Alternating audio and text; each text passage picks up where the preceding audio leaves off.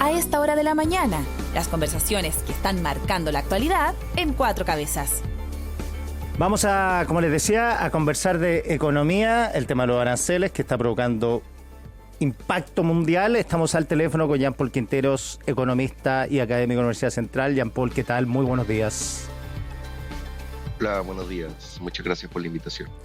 Ya, vamos desmenuzando esto. Voy a ser ombliguista, quizá algo provinciano, pero es lo que se preguntan todos. ¿Cómo afecta a Chile esto? Mira, por el momento los alcances de este impacto no son tan precisos, principalmente por la estrategia que ha ido implementando Donald Trump, en donde los aranceles lo ha utilizado como un instrumento de negociación. Lo que está implementando ahora es un arancel, para el caso de Chile, de 10%.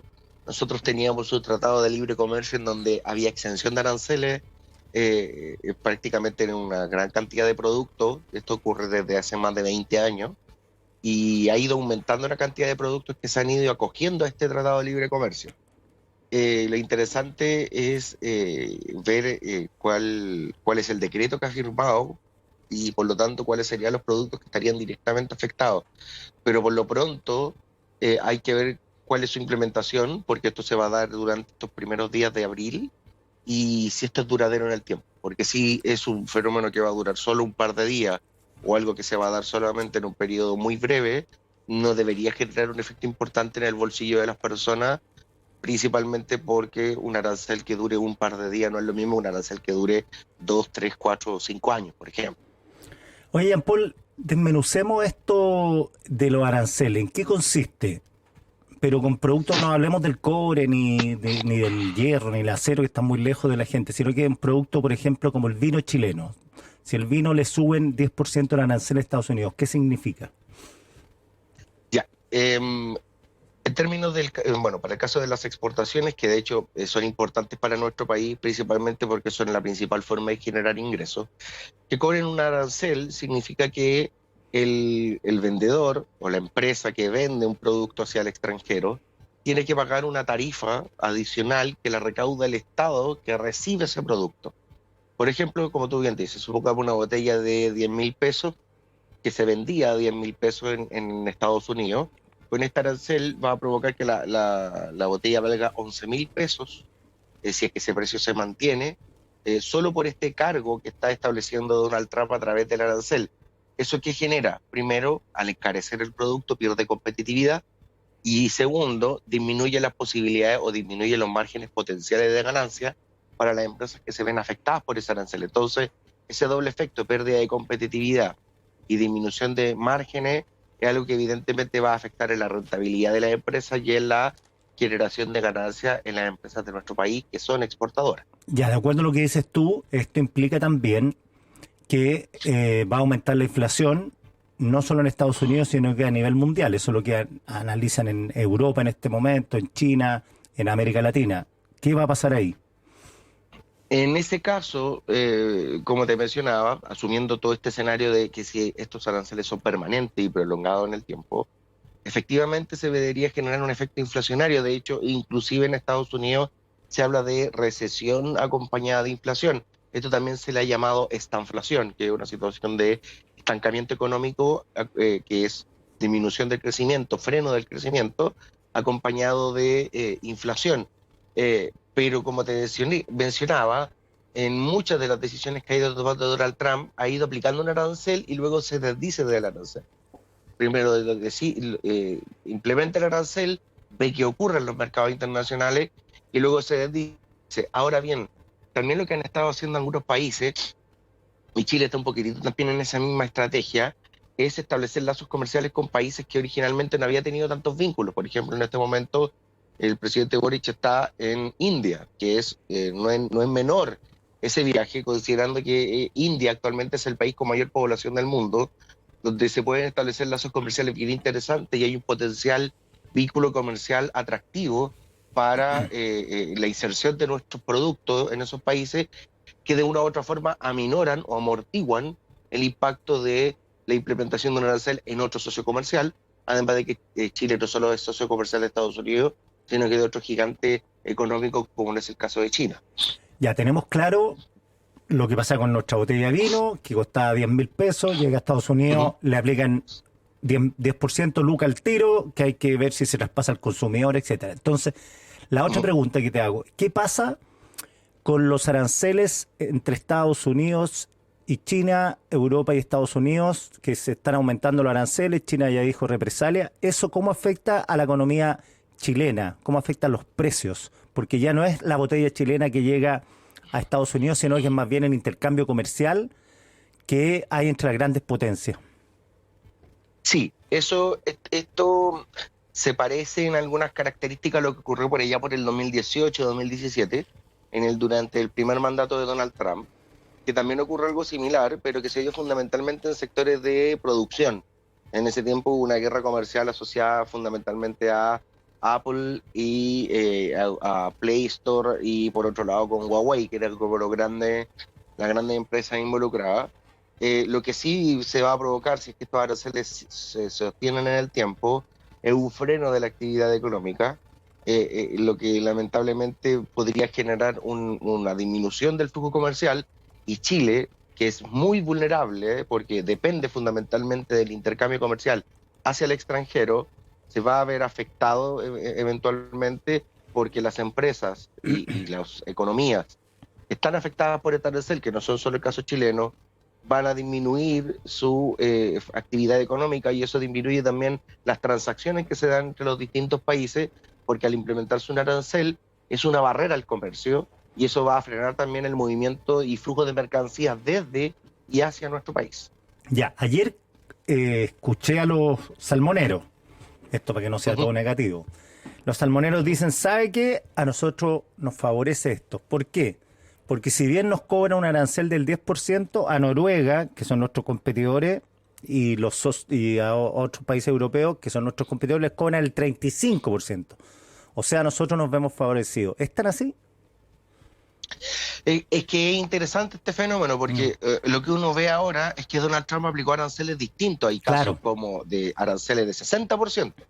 Entonces ahí hay que observar qué es lo que pasa con los sectores más específicos y entrar ya en esa tierra, en ese ámbito. Por ejemplo, hay todo un tema que se está dando ahora con el tema de las tierras raras, que es un producto muy atractivo para el sector tecnológico.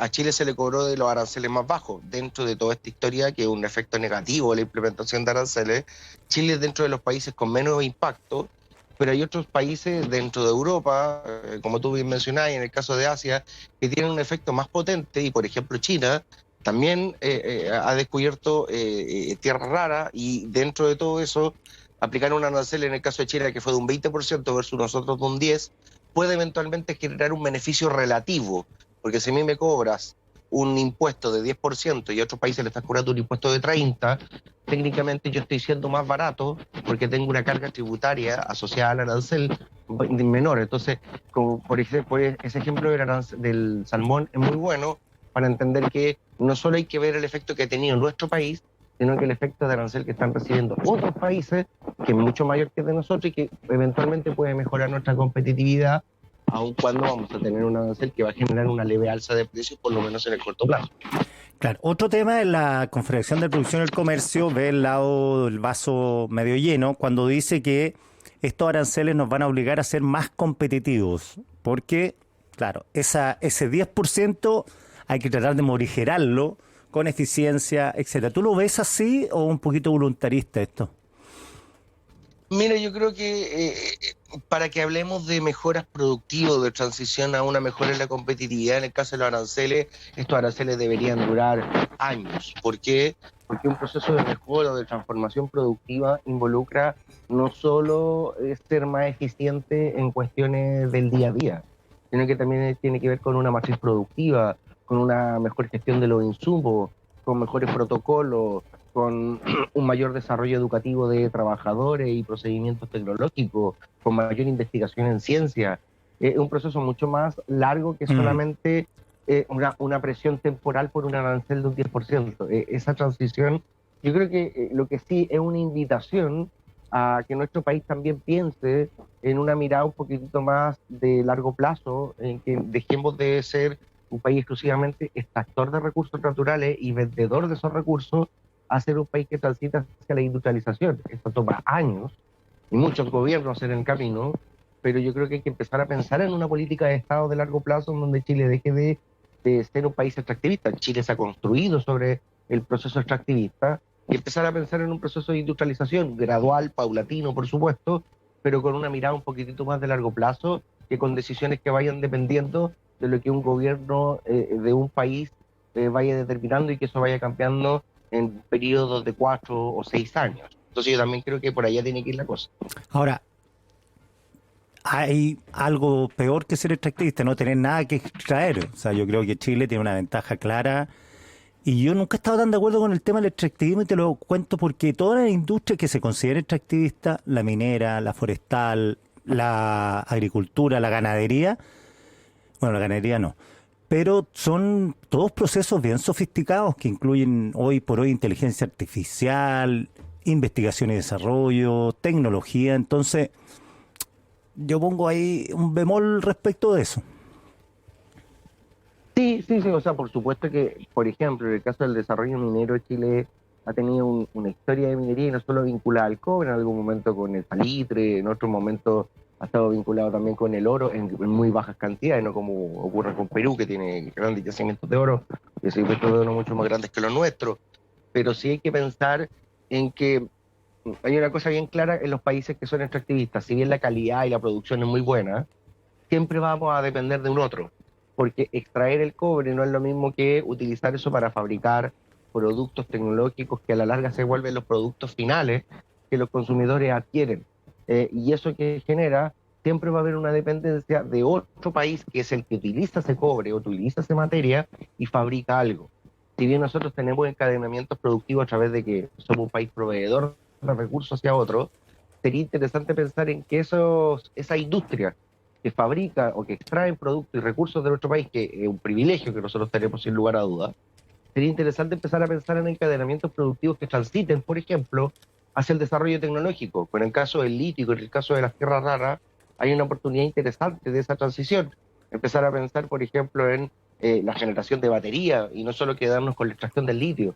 Eso ya son pasos interesantes que van a permitir a nuestro país empezar a ser no un país que solamente se vea como un lugar donde existen muchos recursos y que no todos tienen, y empezar a pensar en un país que además de tener esos recursos, está desarrollando sus propios productos en escalas pequeñas y con pequeñas tecnologías, pero que eso ya es un primer paso para empezar a pensar en un país distinto, con una mirada más diferente a lo que históricamente hemos tenido, con una lógica extractivista que, si bien, como tú bien dices, bien tecnológica y está desarrollada, hay otros países que son desarrollados y que además de tener recursos, piensan o tienen esa mirada también de posicionamiento estratégico a través del desarrollo industrial y el potenciar sectores que de una u otra forma también benefician a sus propias poblaciones. Estamos hablando con el economista Jean-Paul Quintero. Jean-Paul, a partir del anuncio de Trump, ¿acaso no se ponen en cuestión los tratados de libre comercio? Cuestiones que parecían que blindaban de estos imprevistos o de estas discreciones de los mandatarios y de los gobiernos y daban una solidez a largo plazo. Bueno, ahora, ¿qué pasa con los tratados de libre comercio? Sí, evidentemente nosotros teníamos un tratado de libre comercio que era en extensión de aranceles, y este tratado existe su implementación fue desde el año 2004, o sea, llevamos más de 20 años de implementación. Lo interesante de esto, y yo creo que aquí es donde está como la paradoja de este fenómeno, es que el propio país o uno de los países impulsores del libre comercio, de hecho, después de la Segunda Guerra Mundial, Estados Unidos fue uno de los pioneros en establecer acuerdos o procesos de construcción institucional de libre comercio, y que luego fue uno de los impulsores de la Organización Mundial de Comercio, que existe desde la década de los 90, es ese mismo país el que está ahora diciendo que prefiere proteger su industria, protegerse e incentivar el desarrollo productivo local en desmedro de otros países, dando una serie de argumentos. El fentanilo, la inmigración y la búsqueda del desarrollo industrial y beneficiar a Estados Unidos por sobre el resto. Y esa paradoja es lo que está ocurriendo en la actualidad con esta implementación de aranceles, y evidentemente, como tú mencionas, los tratados de libre comercio están quedando en tela de juicio, Y esto también puede generar resquemores en ámbitos diplomáticos y geopolíticos, porque da la sensación de que Donald Trump está aplicando aranceles por características particulares. De hecho, si uno mira el detalle de la lista, hay países que pertenecen, por ejemplo, a los BRICS, que están muy afectados, como por ejemplo Sudáfrica. Sudáfrica es uno de los países que ha tenido mayor efecto de implementación de aranceles, y esto también muestra y da una señal potente de que Estados Unidos se quiere reposicionar en el paraguas económico internacional y quiere volver a recuperar esta posición hegemónica del funcionamiento económico y, por así decirlo, Donald Trump tiene este estilo de golpear la mesa y decir las cosas se hacen como yo digo, y yo creo que por allá va un poco esto, y siento que estos aranceles no solo apuntan a una cuestión económica, sino que también una cuestión política y estratégica de decir que Estados Unidos está reposicionándose y quedándose o plantando bandera nuevamente en el ámbito económico y diciendo que ellos, si quieren negociar con ellos, Estados Unidos tiene que ser prioridad por sobre tal vez la búsqueda de mayores flujos comerciales sin tener en cuenta los beneficios que involucren para Estados Unidos. Jean-Paul Quintero, un millón de gracias por esta conversación. Listo, muchas gracias por la invitación, que esté súper bien, buenos días.